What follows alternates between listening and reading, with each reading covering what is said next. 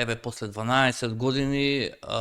представник на македонска партија стана градоначалник на Кичево, што е навистина добро, особено е добро што за него гласа сите етнички групи, сите дури можам да кажам и религиозни групи,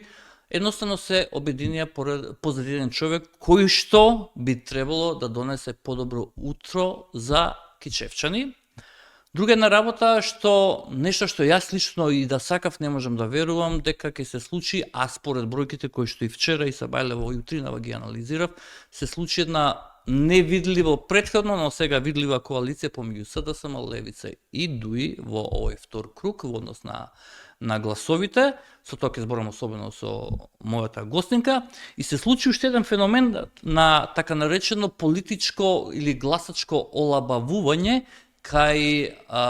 делот на гласачите на ВМРО ДПМН, кои што пак се познати по својата дисциплина. Предпоставувам дека на тоа се должи помалата излезност на гласачите, редовните, традиционалните на владеачката партија, но за тоа ќе си видат во самата партија што се случува како се случува.